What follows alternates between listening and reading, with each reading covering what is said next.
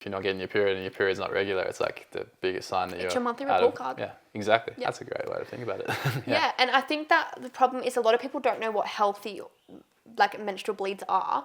So I might just dive a little bit more, if you don't mind, into like what that looks like. So it's not weird. Everyone says, "Oh, you're so weird for eating red meat." I'm like, "You're weird for eating cornflakes."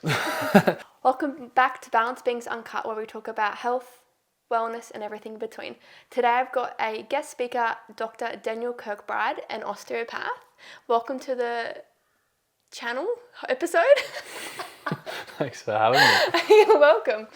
So take me through a bit more about what you do and who you are and how you got started. Yeah, so I started off in the industry as a personal trainer and worked as a strength and conditioning coach for about 5 years. At the same time, I wanted to go into more rehabilitation space. So I went to uni and studied osteopathy, worked as a PT throughout uni, and then finished up my degree, opened a clinic, worked in, I guess, traditional healthcare for a while as an osteopath, cracking necks, giving people exercise prescription, massage, that kind of thing. And then, it was probably about a year into working as a clinician that I started to realize a lot of people were having musculoskeletal complaints that weren't getting better with conventional therapy, and that sort of led me down the rabbit hole of studying more functional medicine, integrated medicine over the last 3-4 years now. And now, fast forward to now, predominantly practicing more so online, working with people with chronic health conditions and trying to help people naturally heal from health concerns when they're not getting much help from the medical model. Which is what we want, right? Yeah. Treat the root cause approach. So me and Dan are going to talk a bit more about training, what that looks like for women, some things we should and shouldn't do, and a bit more about our periods and how they really impact based on how we're eating and how we're training. So take me through a bit more about women you've seen that have been, under eating and overtraining and what that kind of looks like. Because for me, I've seen a lot of women that have lost their periods and really struggle with a lot of infertility when they're kind of using this type of model that we see a lot, especially where we are on the Gold Coast. Yeah, 100%. I mean, it's probably something I've seen since I started in PT. I didn't know a lot back then, but I kind of knew that something was wrong in terms of lots of females, especially in the fitness industry. Yeah. Back, I'd say, sound old now, but almost 10 years ago, when F45 was really popular and body fits and stuff like that, and you'd have girls doing 800 calorie, 1200 calorie diets, training twice a day, HIIT training. Weight training wasn't really a thing back then because they were scared of getting bulky. That was a big issue I would notice, is just chronic undereating, overtraining, and just the total amount of allostatic load and stress on the body.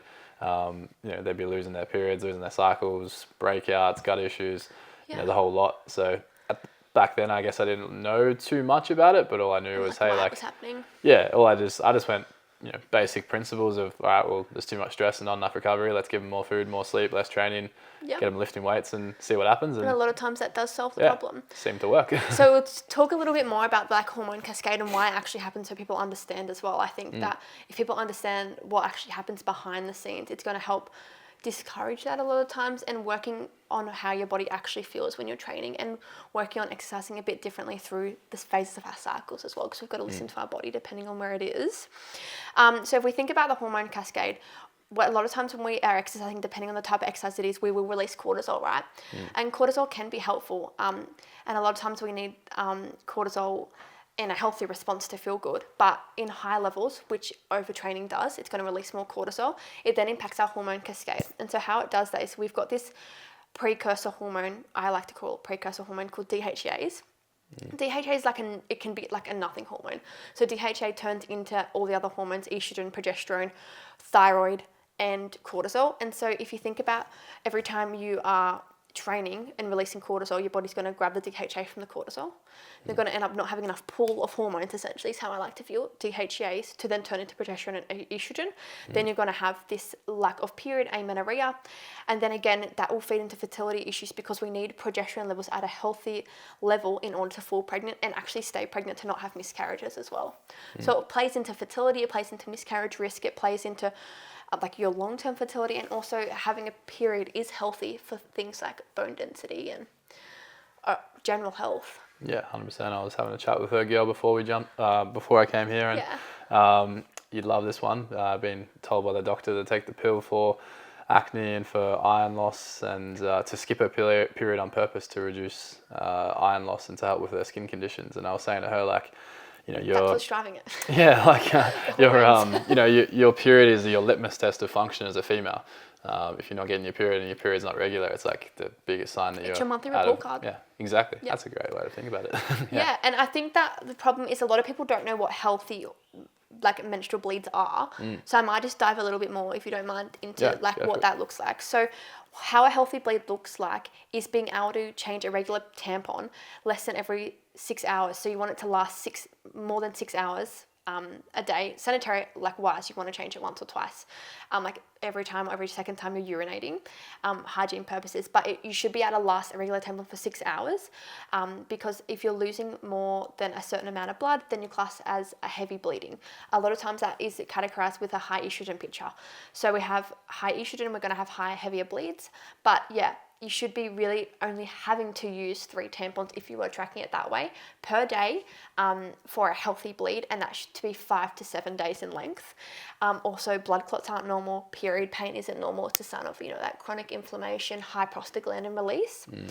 Acne with your period isn't normal as well. Changes with your mood, even like PMDD, suicidal thoughts, they're all signs of your hormones being out of balance. Yeah. Glad you said that, because something I get a lot too is girls still saying, bloating and mood swings and period pain, all these things are like normal, but I think it's one of those things in society, it's like so common that it's become normal, but it's not necessarily normal, and people are ignoring the body's whispers. It just because something's common doesn't mean it should be normal. It's definitely something that's normal, not normal. So if you have those symptoms, it's a sign that you could be overtraining, you could be undereating, or your hormones need balancing because of other third-party issues like xenoestrogens, like chemical inputs as well. Yeah, it's a whole other kettle of fish to talk about. It is. And obviously if you don't have a bleed either, so that's classified as amenorrhea. If you've lost your period, fast naturopaths classify that as more than 3 months with no period, then that's obviously not normal either, and that can be a sign that you're overtraining. What would you say for women that you've seen, like what healthy amount of training would that look like? Yeah, so for me, I'd say most of the context of the ones I work with, they tend to be, loss of cycle, gut issues, unresolved infections, low thyroid are probably like the 4 things I'd see the most of. Yep. And I think in those situations, my approach is usually strength training, resistance training is the number one. I usually limit, and usually that's going to be 4 times a week max, like 3 to 4 times. But it's when I say 3 to 4 times, I think it's like it can be taken so many ways. If I look at an average session, it's like 3 to 4 exercises, Perfect. 2 to 3 working sets, and RPE or intensity, difficulty out of 10, we're looking at probably like a 7 out of 10. So it's more, I kind of think of it as we're using resistance training for joint health, mobility, metabolic health, mental health as well. Insulin balance. Yeah, and it's like I'm still trying to do it in a restorative way versus like, I guess, traditional bodybuilding. When most of those girls come to me, they're doing 5 sessions a week, they're doing 30 sets a session, they're doing drop sets, they're doing, high volume, high intensity, high frequency, and basic program design 101 is like, frequency, volume, and intensity need to be balanced. If we have high frequency, we need lower volume, lower intensities, and vice versa. So having that combination of high frequency, volume, intensity, with low calories, with most of them then doing, HIIT cardio 4 days a week as well. Yeah, it's too much. With most of them also then eating shit synthetic foods and fake foods because they're on bodybuilding diets with sugar-free everything. Not being hungry, so they're just having coffee and then lunch and dinner. Yeah, and fasting. Yeah. Which is another good one.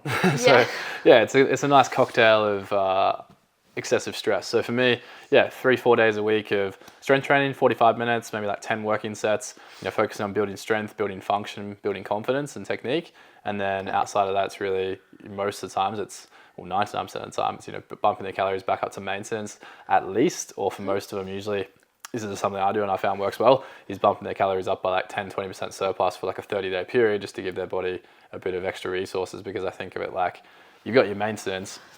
Obviously, there's going to be metabolic adaptation because they've been in a deficit for so long, but we create this massive energy debt the same way you create a sleep debt. So to me, it's like, well, if I just bump you back up to maintenance, it's going to take you probably like 8-12 weeks to get your body back to a good level. So if I go hard for 30 days with a surplus, it's like it's kind of just paying off that debt faster to get you back to a baseline so you can have that, I guess, symptom relief, so that you're going to have better ability to stay at the program rather than doing something for so long and then being like, oh, it's not working. Yeah, and I feel like the problem is a lot of times women, they're scared to go at maintenance dose or above that because they're scared that they're going to gain weight. Do you actually find that when they're going above their maintenance that they're actually gaining all this weight back? What do you find actually happens? No, very rarely, unless they're going crazy. But no, like. And do you like? And so what? Women are so worried about that. Yeah, I mean, I always say, I kind of explain to them like the energy is not going to be stored as fat and adipose tissue because it's got a million other jobs it needs to be doing right now because you've got so many organs and so many systems in your body that are screaming out for energy right now.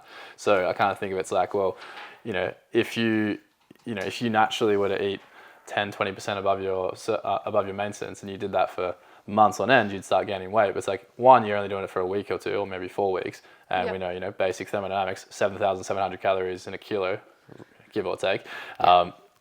That's a lot of extra calories. If I've given you 200 calories surplus, an average female is 2,000 calories, you give them a 10% surplus. 200 calories times 7 is 1,400. It's going to take you 5 weeks of that to gain a kilo potentially. Yeah. And that energy is going to go to, all these systems that have been depleted for the last 6-12 months of Like your life. our hormone cascade. Yeah, your hormones. We think about our hormone cascade, we actually need to be producing DHEAs to normalize your hormone response, right? And your hormones and your estrogen are going to impact the way you eat. That your hormones are also impact your metabolism as well, right? So they're going to impact your baseline as well. Yeah. So you actually want to be making sure that you're giving your body enough to create healthy hormones, so then in hand impacts your metabolism too, and a lot of women don't understand that. It's not the end of the world to be in a surplus for a little while, especially while your body needs it, because it is trying to recover from adrenal fatigue, which is causing your hormones to be so off. And most of them, I'd say it's the complete opposite. They usually look better. They gain strength. They have better energy, better sleep, gaining muscle. They're losing body fat. I've had so many of them, especially like autoimmune clients where they're in those situations and I give them more food and then all of a sudden they drop 2-3 kilos in a few weeks and they're like, I don't get it. I've been eating 1,200, can't lose weight. And, all of a sudden they have food and the body has a bit of, Hormones been balancing. Just lowered inflammation as well. The body's not stuck in this stress state because it actually has food now. Exactly. Cortisol levels aren't going ham up really, really high as well. So that's going to reduce inflammation, which in hand is going to improve so many health conditions too. And you know about like toxins and adipocytes as well? Yeah. I was on a post about that today and I'm like, people don't really, I had a conversation about that heaps lately with people because so many people who are like trying to lose weight and there's, following the traditional, I guess, thermodynamics rule, which is obviously important. You need to be in a calorie deficit to lose weight 99% of the time. But also, if what we're talking about, if you have chronic inflammation, all these unresolved stresses and issues in the body, like your brain is the last thing it's going to do is be like mobilize these fat cells and release hundreds of toxins into the bloodstream when we're already struggling to deal with what's in our bloodstream. So your brain's going to literally cock block you from losing weight because it's like, well, it's not safe to lose weight. So I don't care how much you deficit right now, you're going to stay fat. So essentially our fat cells, they have toxins in there. And that's what we're talking about. So those fat cells, they're not going to want to essentially lose weight if our body is already overburdened, right? So you need to balance your hormones. You need to get healthy. I feel like it's such an important thing to consider is like, is my body healthy enough right now to be losing weight? Of course, being obese and overweight isn't healthy either, but you need to try and get your body to a healthy state. I've had people lose weight so easily just from balancing their hormones and they haven't changed anything. Yeah, 100%. Because they're already eating a healthy diet, by the way. Yeah, disclaimer. Still eating healthy, still in a deficit, but they were once having they're issues. Healthy, it's a lot easier. Internally, that can change everything. Sometimes you just need to balance what's inside because eating and training sometimes isn't enough, and sometimes you need more internally because things have become too dysfunctional that your body is struggling too much to reach that homeostasis. Another thing to keep in mind is I always used to judge and be like, oh, that girl's got a perfect body. I wish I looked like her. She's got abs, like she's so beautiful. And I think that it's so important to remember that just because someone looks healthy doesn't mean they actually are fucking healthy on the inside. Doesn't mean that their gut's functioning properly. Doesn't mean they've actually got a period. Doesn't mean they're going to be able to have kids in 10 years' time. I think that's such a good thing to remember as well a lot of time as a woman because we're always judging and comparing. But everyone's body looks different at a healthy state as well. Like sometimes you won't be able to maintain having abs and a healthy cycle for some women. For sure. And I'd say, having looked at hundreds of blood tests with bodybuilders and powerlifters, like females, I can tell you right now what you said is bang on. Like I'd say out of 100 of them, there might have been 2 or 3 where I'm like, your health's really good and you're functioning optimally. But most of them, they're throwing the baby out of the bathwater. And it's like, not to say that it can't be done in a healthy way, it definitely can. But the way that 97% of the industry in that fitness space does it is very narrow focus, short term. And yeah, they'll get diced, they'll get 10% body fat, they'll have visible abs, they'll have really striated glutes and hamstrings, but then they've got to fix everything up afterwards. yeah, it's an 18-month process to fix. Fixing everything. Yeah, I would say with the women that I've treated with amenorrhea, so loss of period and they've lost their period for more than 6 months, it takes me at least 4 to 8 months to get it back. So the average, the time you've lost your period for, the time to get it back just through regulating your hormones. Usually say it's like 2-to-1 ratio, don't they? Like if you've lost your period for 3 months, it will take like 6 months to get back. A lot of times, most yes. cases. I find that will happen a lot of times if you're not using like herbal medicine to speed up the process, right? Because if you're supporting cortisol balance through like withania, like ashwagandha, Siberian ginseng, licorice, like rhodiola romania, and you're not using things to help produce progesterone levels and reduce estrogen, so like chaste tree, peony, then what's going to happen a lot of times is your body's going to take longer to get it back. And often case I'll see women for 5 years and they haven't gotten it back, and it takes me even longer to get it back, obviously. Yeah, because it's case by case. So how long has it been a problem for? What are you doing to solve it? But yeah, I think knocked a nail on the head there with like what they have to do to get to that stage. I think it's like you definitely can be healthy. Like I've worked with lots of them and done it in a healthy way, but I always tell them a concept I learned from a mentor of mine. I don't know if you've heard of Luke Lehman from Muscle Nerds. I think I've heard of them before. Yeah, he's a goat. He's really good, very holistic in his approach, and he taught me a concept called most people when they do bodybuilding, it's like call it a prep phase. Yep. And he used to call it the prep to prep phase. It's like, sounds simple, but no one really does it. And he's like, most people just go, hey, I want to do a bodybuilding competition in 6 months, and they go straight into comp prep. And it's like, reality is, if you want to get absolutely diced and have, visible abs and striated hamstrings on stage, or, you don't even want to do bodybuilding, you're just a girl on social media and you're like, hey, I want to look like her and I want to be really lean. It's like, you're going to have to be in a deficit, train hard, and put extreme amounts of stress on your body for 6 months consistently. And that accumulative stress is going to cause all these dysregulations you're talking about. So that's not a healthy process. It's like any extreme sport. No extreme sports are healthy. But if you'd had a prep to prep process, i.e. what I do with people is I'm like, hey, cool, you want to compete in 6 months? We're going to compete in 12 months. The first 6 months, we're going to focus on gut health, immune health, nervous system health, hormone health, get our baseline calories. Like I try and get most girls to 3,000 maintenance. Yeah, like obviously it depends on their shape and size, but like most girls that I'm working with are like high 2s, 3,000, and they're 60 kilos, 65 kilos, not big girls. Yeah. It's like, that's crazy. That's more than most blokes. But that means that if their baseline is 3,000 calories and they're training 4 days a week chilling, like I have so much wiggle room. So by the time they get to their depths of their deficit, they're still eating 2. They're still eating 2. Versus what most people do is they start on 1,800, and then by the time they finish, they're on 800, and they're doing 2 hours of cardio a day and 20,000 steps and 6 sessions a week, and it's like.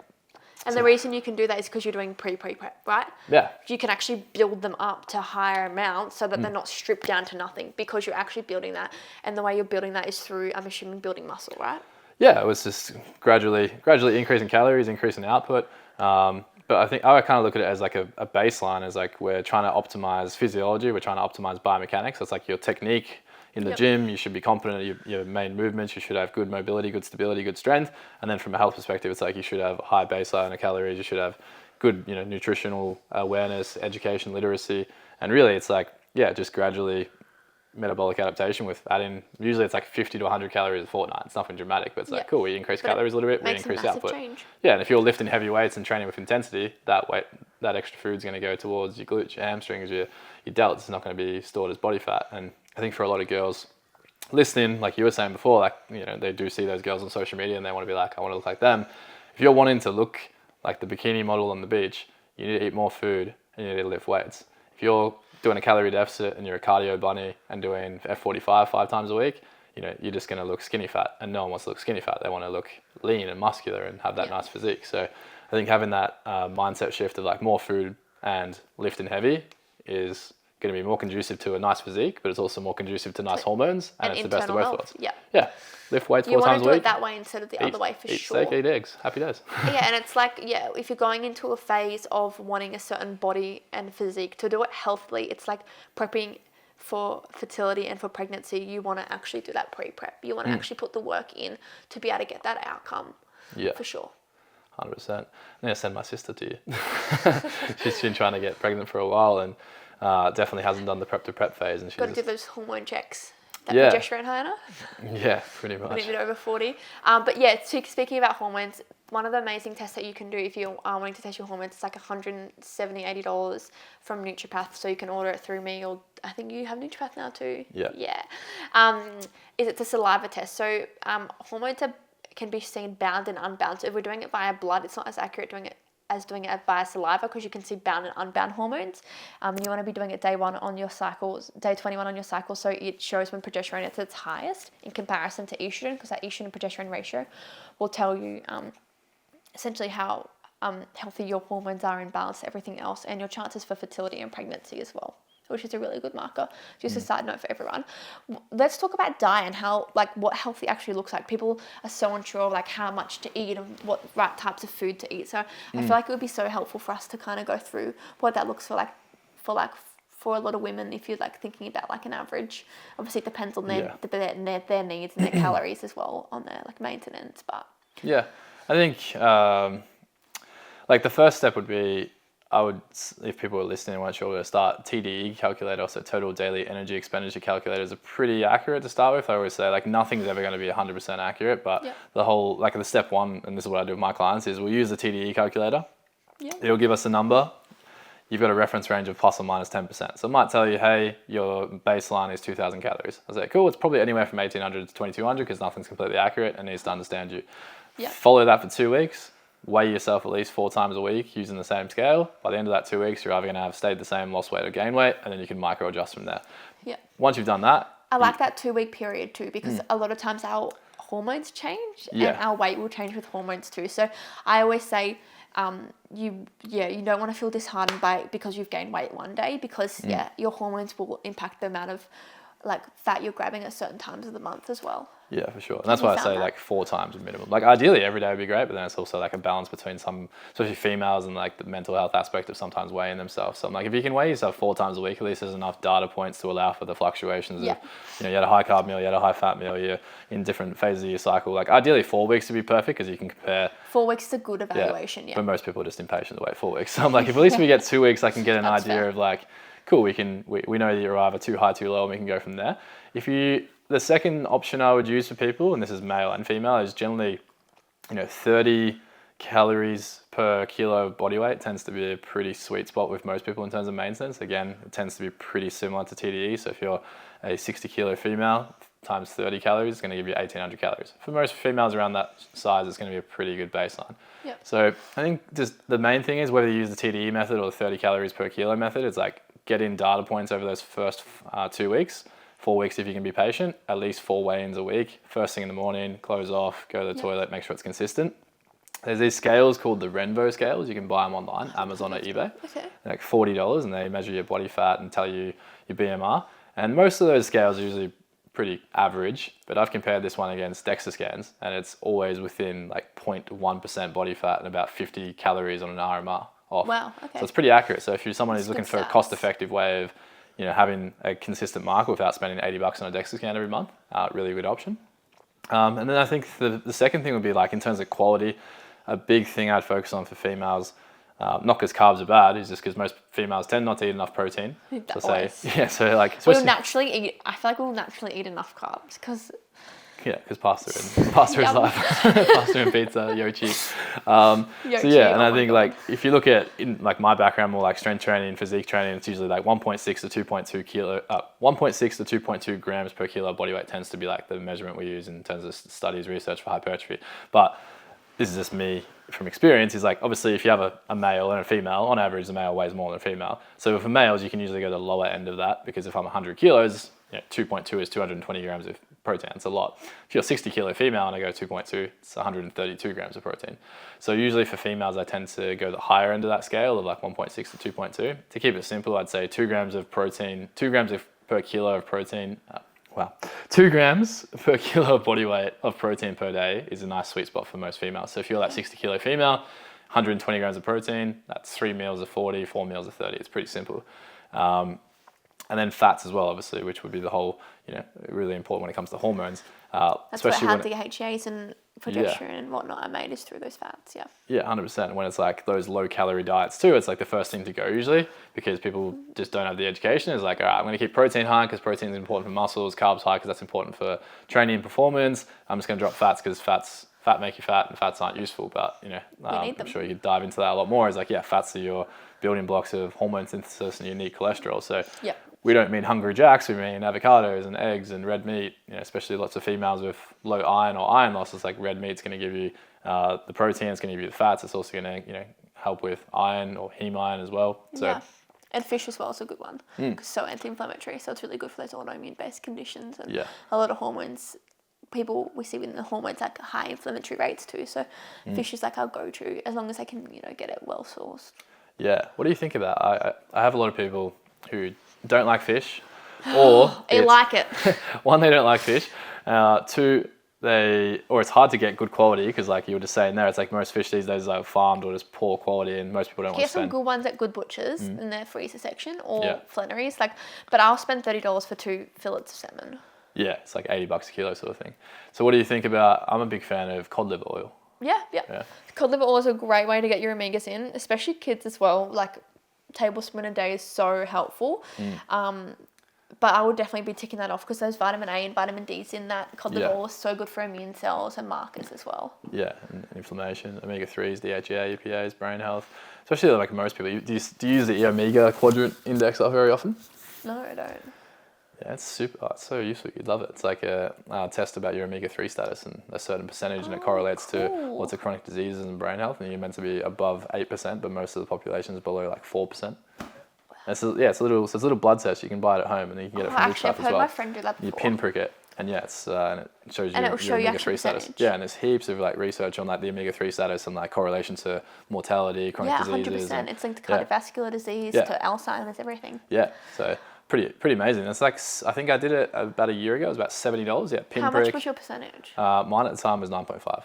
Okay. But in 2020, when I went through a lot of my own health concerns and I was just not healthy, chronic fatigue, everything, burnout, it was 4.2. Okay, wow. So pretty crazy. And I'm religiously taking cod liver oil, 1 teaspoon a day. Good. So yeah, easy way, cheaper as well. And I think for people who don't like fish, don't. If you've got a restraint with money as well, it's a good one to just get it in. Yeah, I'd rather do that than have farm fish. Yeah, I agree. So, yeah.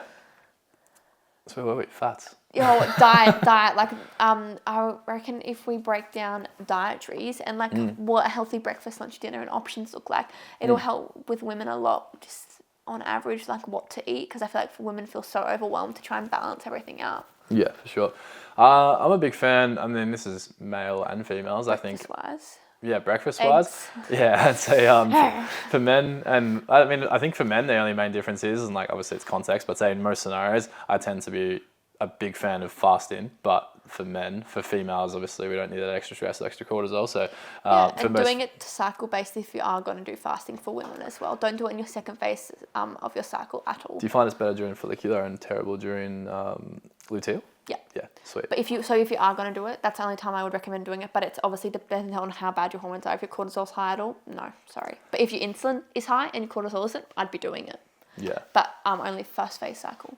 Yeah, I usually find follicular phase fasting, higher training intensities, and then luteal phase is usually less volume, less intensity, and then more carbs. Yeah. So for you guys watching, first phase is when we do want to do like more fasting based, and high intensity training is more beneficial. Second phase is when you want to be kind of more of like a rejuvenation phase. Like you want to be, if you're going to eat more calories, do it then, but like obviously within range. You don't want to fully blow it out either. Yeah. And then you want to be like more like walks instead of high intensity runs, and more yoga and stuff, especially if your hormones are imbalanced. That's the kind of rhythm you want to flow, so you're not making them more imbalanced long term.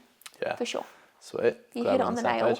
Yes. Yeah. So I'd say like I've always looked at that from a training point of view as like, I mean obviously, I always think of it's like it's guidelines, not rules, because everyone's different. PBs as well. Yeah. The PBs you're going to hit them at the start of your cycle. Yeah.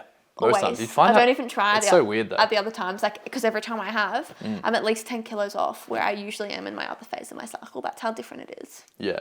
When I think then like, yeah, it's really about like trying to compare and contrast the different phases too, because then I So you find can have educating the PBs for females different and parts. yeah, it's as like well. let's compare your PB in week 2 versus week 2 of like phase 1 and phase 2 versus like Perfect. find like when you don't explain that, it'd be like, oh, last week I did 60, now this week I did 50, but I'm going to try and hit 65, and they don't really have that and knowledge. then it'll So put women off because they're like, oh, I've gained weight and I've been doing this for 3 weeks, or yeah, I can't hit my PB in 3 weeks and I'm just going to give up. But it can be normal to go through those phases. If you've got a normal regular cycle, a lot of times we are going to have those changes. So what I would say is normal isn't like painful periods. It isn't having heavy bleeding. It's not mood changes, but it is changes in your bodies. Like food and like how much food we want. We generally do want to eat a little bit more second phase, and our body generally doesn't want to go that extra mile essentially the second phase. Like our body isn't going to feel like motivated and energized and like being able to run a marathon, whereas in first phase that's how you should be feeling.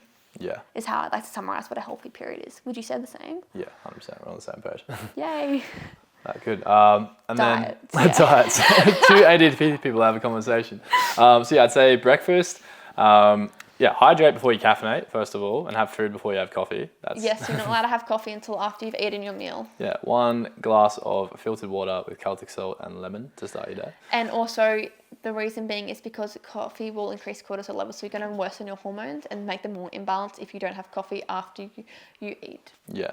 And no phones when you wake up. Get the phone light and out of your face. try and eat outside, or like giving them too many recommendations. You're going to be like, this is so unrealistic, but step by step. Yeah. Try and eat outside, or try and eat away from your phone and sit at an actual dining table. Don't eat on the road, because then you're increasing cortisol response.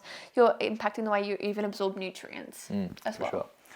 Yeah, so big fan of like high fat in the morning, high protein. My logic with this is like, obviously satiety is a big one to start with. I think lots of females, or people in general, but especially females, it's like if you start your day with a piece of toast and a bowl of cereal and a coffee, you're going to be hungry an hour later, and that's where you... And then that's where you're just going to start Yeah, crashing. and that's where you're going to crash. Energy levels are terrible, focus, cognitive function, productivity's bad. But also if you're that girl who's like, yeah, I'm trying to improve my body composition, like you're going to be much more likely to be snacking, over-consuming, and it's 100%. that female who's like, I don't eat much, but I keep gaining weight. It's like you're not eating much volume, but you're eating a lot of calories. Yeah, you're eating a chocolate bar that's the same amount as what a healthy breakfast would have been, and then you wouldn't have been hungry until lunch. Yeah, like that latte and almond croissant is probably 800 calories versus you could have 3 eggs, 100 grams of beef, half an avocado, and 250 grams of mango, and you probably had 600 calories right there. Yeah.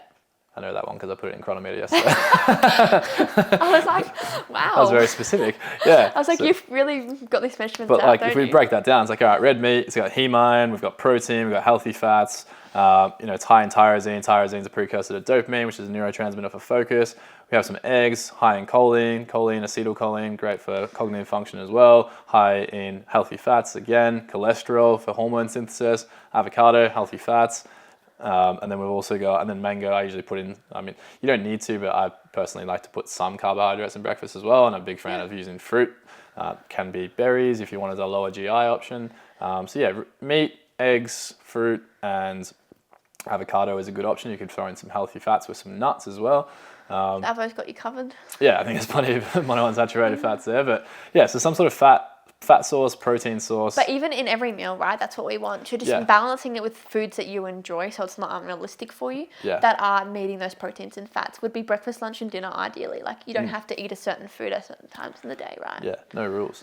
It's not weird. Everyone says, "Oh, you're so weird for eating red meat." I'm like, "You're weird for eating cornflakes." But I think the only main difference, like you said, bang on, balanced meals every time. There should always be a protein source, carb source, and fat source in most scenarios. But I would tend to say breakfast, I probably go higher fat, higher protein, lower carb. Yep. Middle of the day, I generally just say have a balanced meal. Try and keep protein at a minimum, so like 25 to 30 grams, and not going crazy just because I don't want to have a massive meal in my belly and be trying to digest food in the middle of my day when I'm trying to be as productive as possible. Okay. Same as fats. So it's not that protein's bad, but it's like, hey, if I only need 25 to 30 grams of protein to stimulate, MPS and so muscle protein synthesis and obviously feel a level of satiety, I don't really need 50. So I'm just going to keep protein to like tick the box, but I'm not going to make it excessive. Fats, same sort of thing. I would usually look at it having higher fat in the morning and getting almost 50% of my fat intake in the morning so I can have lower fat throughout the day because I don't want to have heavy fatty meals that are going to make me feel sluggish throughout the day.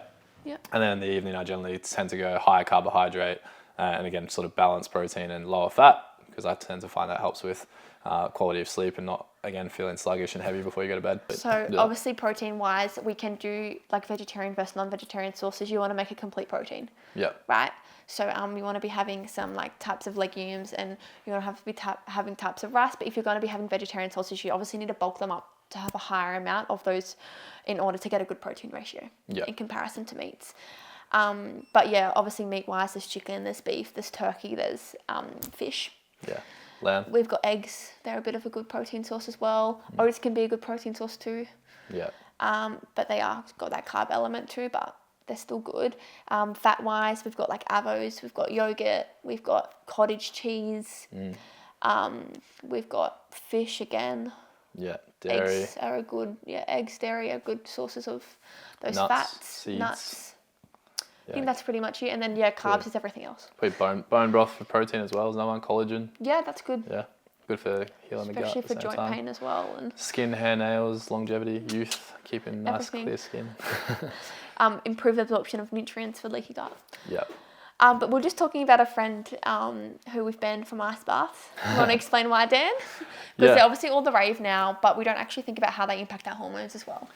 Yeah, so I think there's a lot of obvious benefits when it comes to ice baths. There's lots of good aspects to them: stress management, stress tolerance, increasing your stress capacity, inflammation, increasing neurotransmitters acutely. Detoxification. Lots of benefits. So ice bath, it's like anything. It's never a good or a bad. It's always context and pick your poison. Case by case basis as well. Yeah.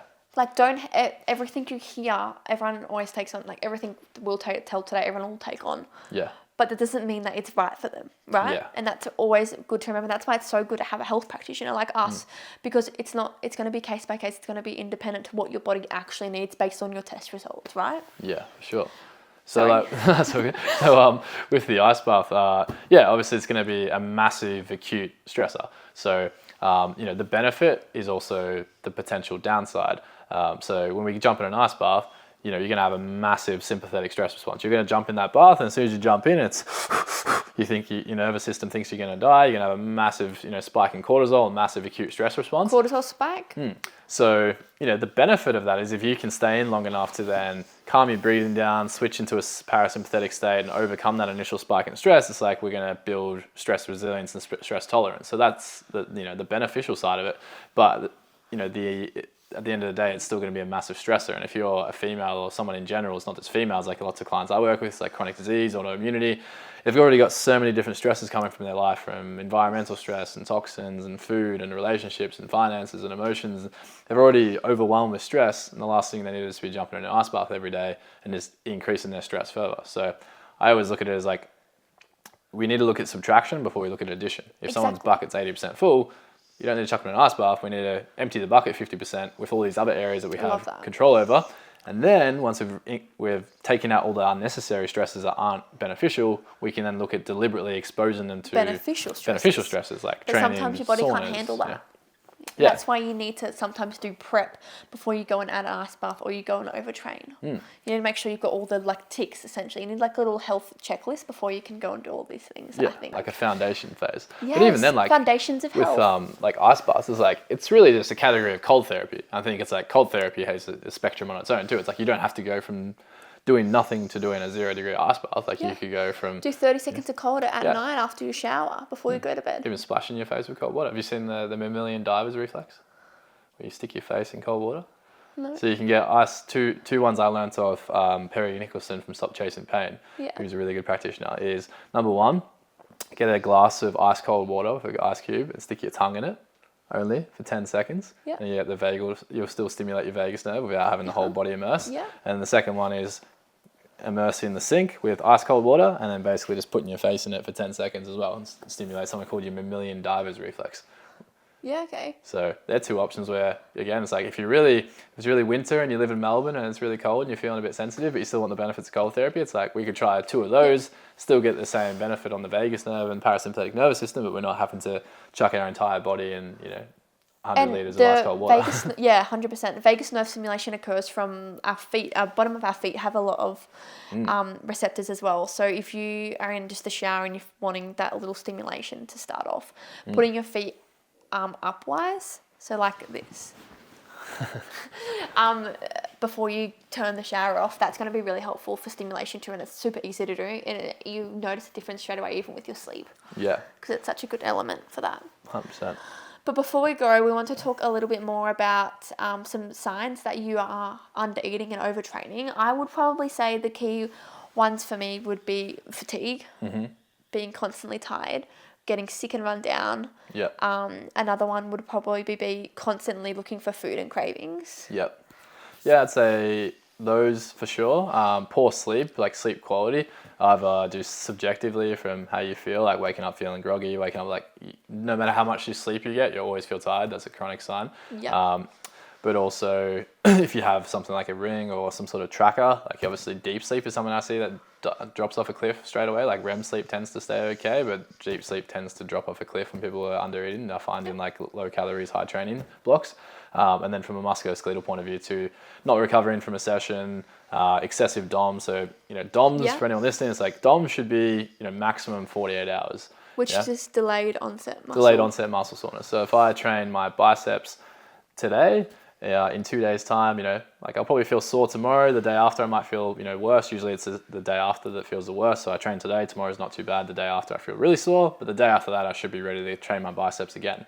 If in 3 days time my biceps are still sore, it means the volume or the intensity was too high. I've done too much. Or maybe the volume and the intensity was okay, but I didn't have sufficient sleep or fuel, i.e. food, to allow my muscles to recover effectively. Yep. So excessive DOMs, poor sleep quality, excessive soreness, musculoskeletal injuries, so like soft tissue injuries, irritation, niggles. I find like a lot of bodybuilders, powerlifters, when they start to have, when they go into those phases of lower calories and higher training, or it's almost every second week, it's like, I got a niggle in my shoulder, I got a niggle in my hamstring, got a niggle in here. And you'll go see a physio or an osteo and you'll get treatment and it will feel good for a week. And then the next week it's somewhere else. And I kind of think of it's like, those when you go to the movies and you have the whack-a-mole? Yeah, it's kind of like that, but with pain. It's like you'll have calf pain, you'll get it treated, the next week you'll have hamstring pain. It's like, it's just moving around your body, but... It's a trapped stress. Yeah, pretty much. And rather than chasing the symptoms and just continuously treating the symptoms, that's a cardinal sign of like you probably need to, mitigate stress or give your body some more nourishment. So more food, more sleep, maybe take 100%. A deload week, any of the above. Check your protein ratio. Yeah. 2 grams of protein, 8 hours sleep, 4 days a week of training maximum. Yeah. That's some good elements to reducing cortisol levels, balancing how you're eating, balancing not overtraining for sure. And then if you're finding you're doing that, I'd say for more than 4 to 6 weeks without an immediate difference, from 2 cycles they're not changing, then I would say that your body is struggling to reach homeostasis and you need that extra support internally as well. Yeah, there could be something underlying that you're... Get those hormones tested. Hormones, gut, infections. Yeah, 100%. Immune.